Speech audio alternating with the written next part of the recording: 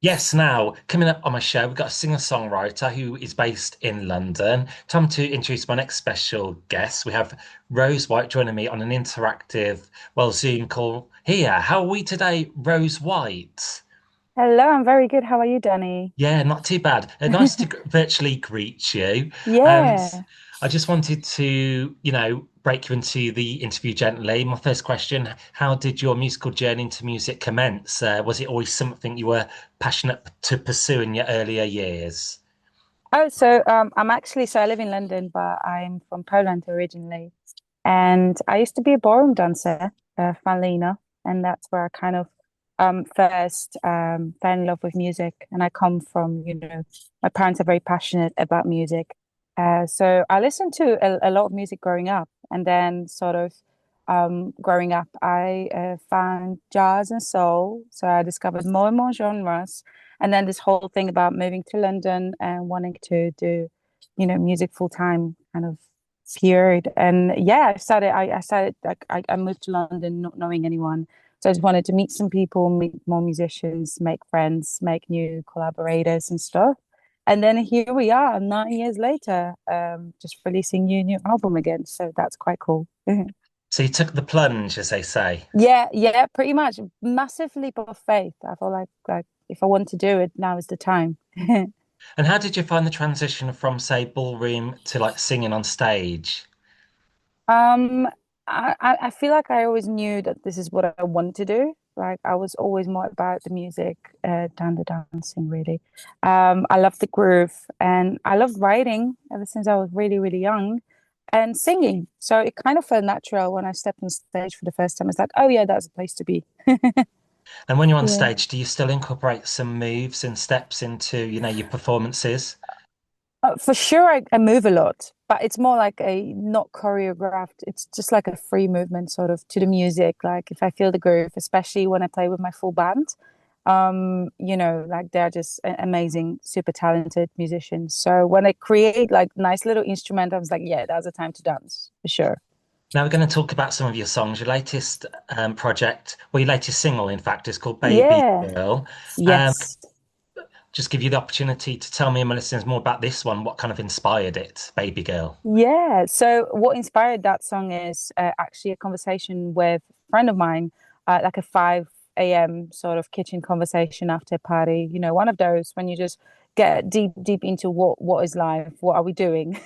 And she was just really, really lost. And I don't know. I remember getting back home and just really thinking about it. And that's where sort of the first verse poured out of me. And then it took me a while to write the second one and then, yeah, it's just one of those songs that I hope brings some encouragement to people who feel a bit stuck with life. And I just hope that they feel a little bit better. Maybe it's like an anthem they can sing, while trying to get it together and just move on in a way with life. And how was the feedback, or how is, hearing from everyone their opinions on the record? So that's a song that I started playing live 2, 3 years ago. So it's quite an old song, but only now I found the right people to create an arrangement for it, Ollie Clark and Joshua Wolf. So they're like new people I work with the whole album that I'm releasing in 2 weeks. So they kind of brought life into that song. And yeah, the feedback's been great. Like people are loving the arrangement, the saxophone, like the old soul vibe of the track. And I mean, I love the track as well, which is I think very important to all of it. So yeah, it's been a very positive feedback. And it looks like you're in a car at the moment. Would you say Baby Girl's a perfect song to put on, your stereo, Yeah, yeah, not I think stereo? so as well. I think it's a perfect song to put like on a long drive, especially like during the night, maybe, when there's a moment of silence in the car. That's where you put Baby Girl on and just listen to the lyrics. And you mentioned the sax on the record as well. It really gives the song that extra ingredient. Mm, Um, yeah, sax, that's Tom Waters. That's Tom Waters on sax. Just a very talented guy. and did the idea of to feature the sax come on later on the record? I feel like I've always wanted sax on that song. I wanted it to have that because the song felt quite finished just when I played it on the guitar. Or maybe I just played it acoustic for so long. I didn't really know what the arrangement should be. And that's when Ollie and Joshua like came. And yeah, we thought like sax is just a beautiful finish. And we kind of left Tom, you like you can do whatever you want, Tom. And he took it very literal, and he put the solo, the saxophone solo after the second verse, and like that's it, that's the one. I don't think I had a single note when he sent me the stems. I'm like, yeah, that's it, like that's the final record. And the Yeah. saxophone also features on your other record, Filthy Dream, as well. How long has that record been Yeah. out? Oh, that's the song I released in 2022. That was my second ever single. And a sax also, that was a not a random choice. I knew that I wanted saxophone on that song. And I met this guy called David Coyote, and I met him on a jam session. And I was just like back in the day. Dave is doing like amazing things at the moment, playing Ronnie Scott and all of that. So he came a long way. So I'm just so honored he featured on my record. But yeah, we also invited him to the studio at the very end, and we're like, right, just do your thing, like just freestyle it. And then me and Tell Me, the producer that worked on that song, we just kind of put the best take out of it. And yeah, it features at the on the outro for that song. Yeah. And do you feel like working with, a full band, session musicians in the studio, you feel like your best potential? I think so. I do like having real musicians in the studio. I think it brings so much depth into the song, the albums, especially with the genre I'm doing, like soul, pop, jazz, all of that is. I think you need real people in the studio and just bring the best. One person, as skilled as they might be, they can't be a master of every single instrument, can they? Mhm. So that's why I just leave it out for the best people. I do my vocals, I write the songs and do the lyrics, but I ain't fooling anyone if I say that I know how to play drums. I'm like, I will leave it to the drummer. And writing lyrics, Yeah. do you write from personal experience or from the aspect of other people's experiences, or a little bit of both? A little bit of both, I would say. I love traveling and I just love listening to people. Like I love listening to stories. I'm that person that sits at the table like, tell me more, tell me more. And then I like journaling about it. And then, Rose White is a persona I created, like an alter ego that kind of takes all of the stories. And I usually say in a song that, it happened to me. It's in the first narrative, but that doesn't mean it happened to me. Let's say it happened to Rose White, and Rose White is a collective of voices, all the voices that I hear and inspire me, that kind of remember. It's not necessarily like I would say, obviously, there's a personal aspect to everything, but like I wouldn't say it's 100%. Let's leave it at a 50. I'm with you. And British Yeah. music as well, swept the world. Who have been some, British artists who have, Mm. come from here, been a big factor in inspiring and influencing your music? Um, at the moment, Ray. I feel like Ray, what she's doing is just new. It's fresh. It's undescribable. Like it's just I've been listening to her new album on repeat, and I've been a fan of hers for even before the 21st Century Blues, so her debut album.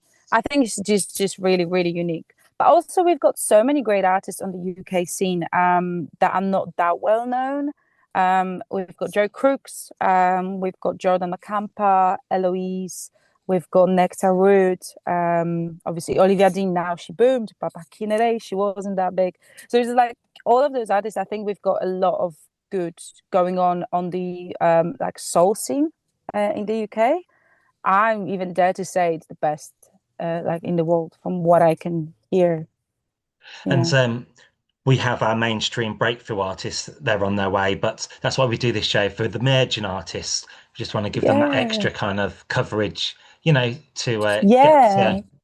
Well, thank you for noticed. that. Yeah, I really appreciate giving me the platform to even introduce myself and talk a little bit about my art. That's really kind. Thank you so much. No problem. And what do you enjoy about crossing like various like genres? You know, like soul to jazz.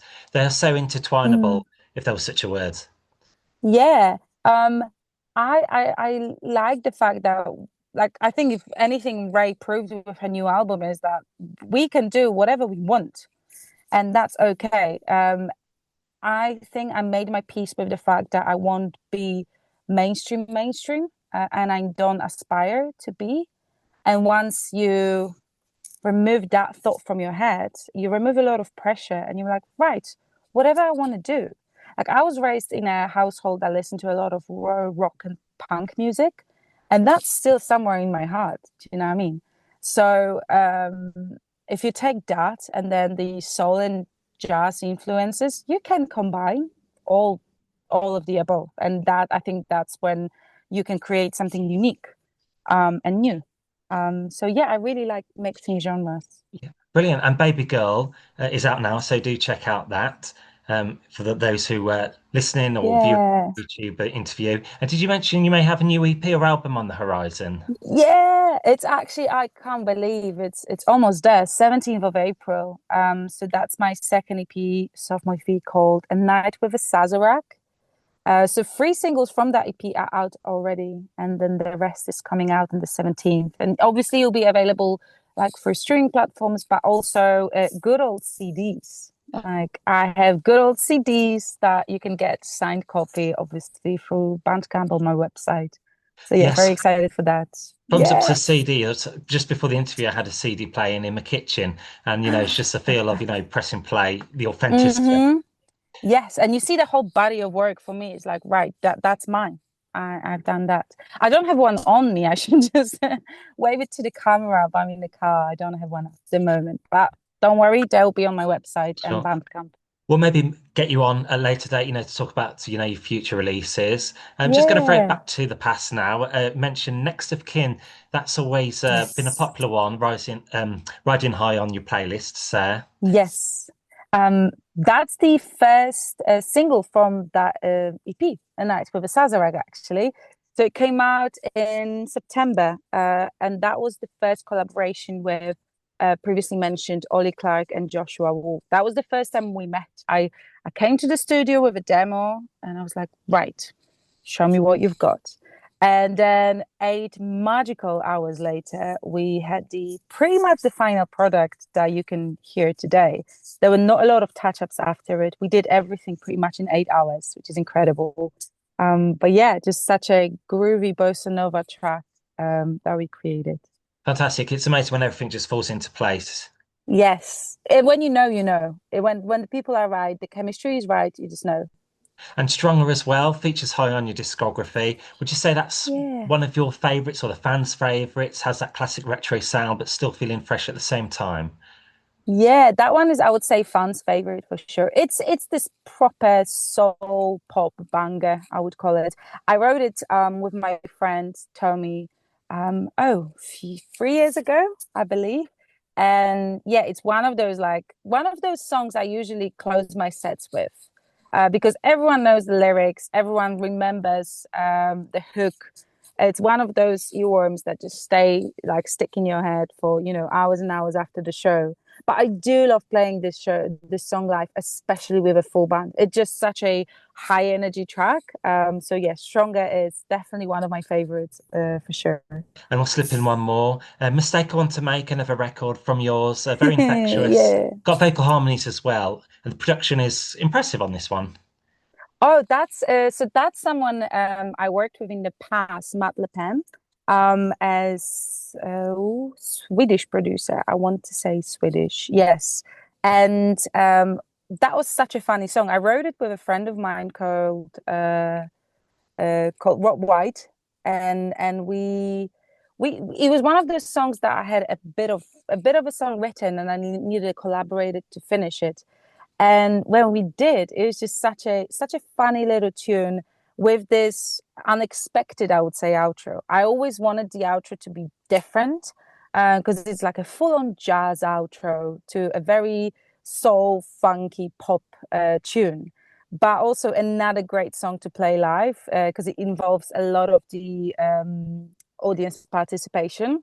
So I'm like, you guys need to help me out with the backing vocals in here. When I recorded the backing vocals, I just kind of kept on going and going and going and realized that, oh, you don't have the backing singers on stage.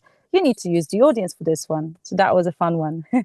Good song for the audience to sing along to then. Yes, yes, for Yes, sure. got it. I mentioned CDs as well. Do you find it encouraging that younger generation buying vinyls and going to concerts still?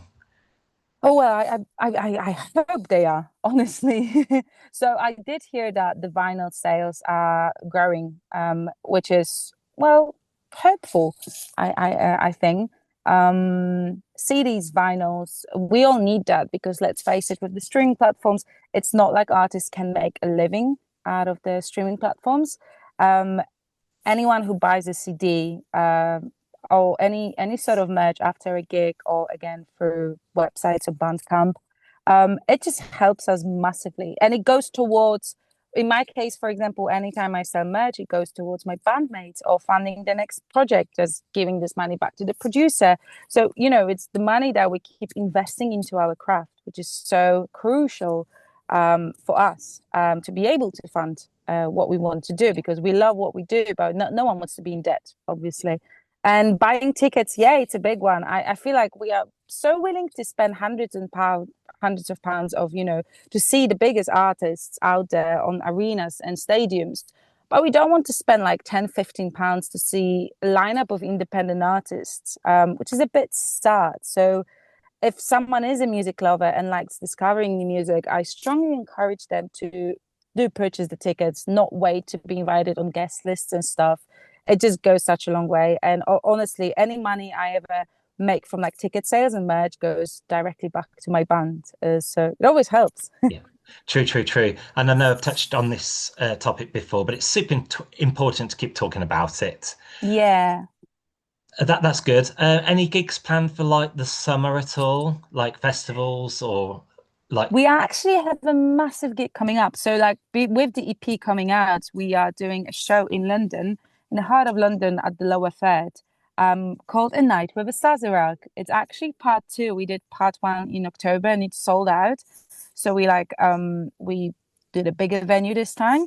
And yeah, it's a full band with a beautiful lineup, two support acts on the night, new merch, new music, new arrangements. We are a six-piece. So if anyone listening is London based or around and is free on the 23rd of April, again, tickets through all my social media or website, anywhere pretty much. So yeah, I strongly encourage you to come because it'll be fun. And that's St. George's Day, the 23rd of It April. That's a Thursday, is. yes. Yeah, it is. It is. Oh, I didn't think of that. Yes, it is. And people who can find you, just type in Rose White into, a well-known search engine. Rose White LDN, like London. Yeah. Okay, So brilliant. anywhere you type it, you're pretty much gonna find me. I'm quite active on the social media, so I'm there. Yeah, brilliant. I think that's everything I wanted to ask you on today's show. I just wanted to wrap up with like a bit of a fun element to the show. We do Hmm. sometimes I play this or that or one or the other. I give you two options and you can Okay, just I'm choose ready. one from the options or if they're none applicable, just say pass. Okay, the Okay. first one, here we go, is reading a book or listening to an audio book. Oh, reading a book, Good 100%. choice. Pancakes or waffles? Ooh, pancakes. Good choice as well. Cash or card? Hash. Cash is king, that's what they say. And Yeah. I know you travel a lot. Ferry or flying? Ferry. Oh, that's a good choice. Yeah. Yeah. Brilliant. Because you can read a book on a ferry, you You know. can. That's amazing. Well, Rose White, thanks for being my special guest on today's show as well. Baby girl out now, and pleasure speaking with you on Yeah. today's show. Best of luck with the summer and all your gigs as well. Thank you so much for having me, Danny. You're most welcome.